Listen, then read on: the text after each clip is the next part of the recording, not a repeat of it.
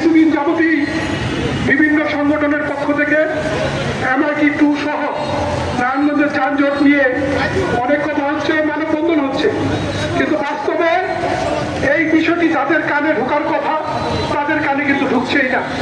আপনারা জানেন, যখনই কোনো সময় ডিসির অফিসে মিটিং হয়, যানজটের ব্যাপারে এই 2 নম্বর রেলগেটের কথা ওঠে এবং সবার আগে আসে যে কথাটি, সেটা হলো 1 নম্বর রেলগেট থেকে 2 নম্বর রেলগেট পর্যন্ত বন্ধন উৎসবের মানে 15 থেকে 20টি বাস সিরিয়ালি দাঁড়ায় থাকে, যার ফলে এই 2 লেনের রাস্তার একটি লেন কিন্তু সবসময় বন্ধ থাকে।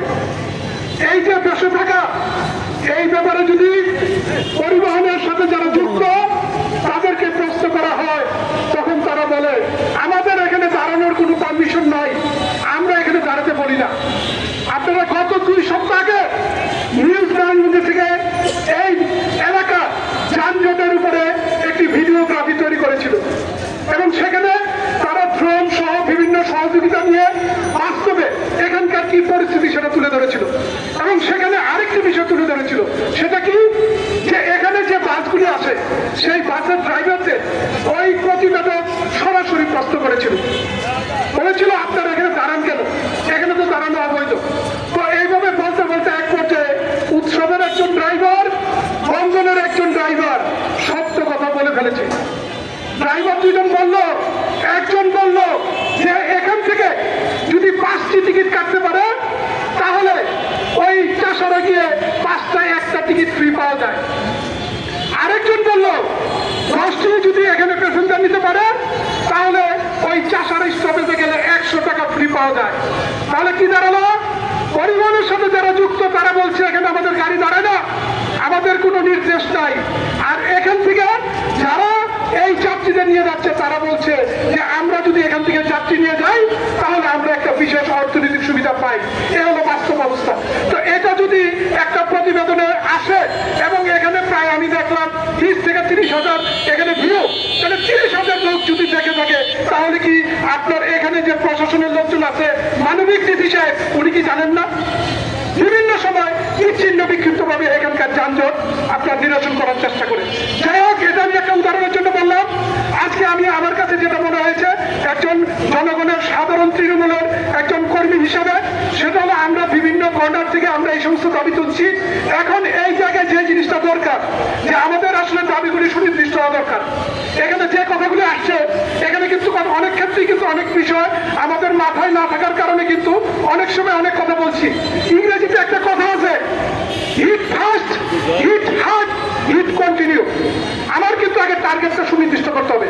যেমন আমি একটা ছোট্ট উদাহরণ দিই, MIT-2 কথা বলা হচ্ছে।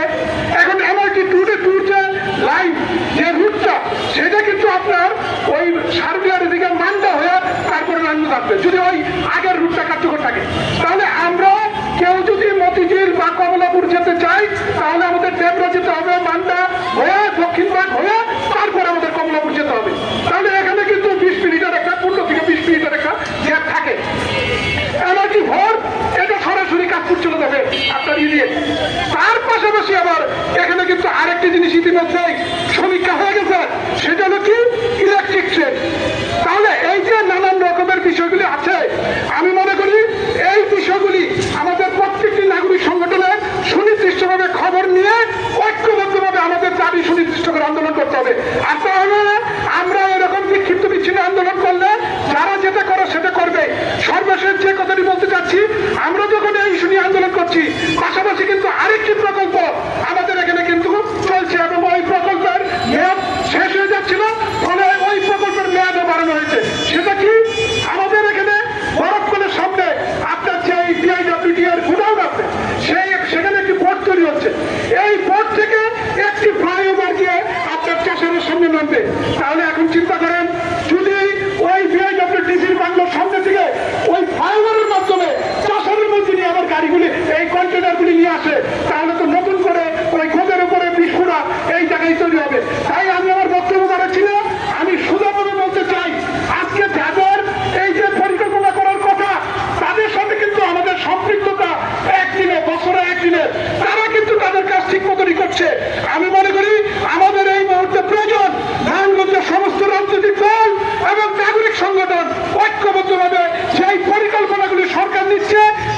পরিকল্পনা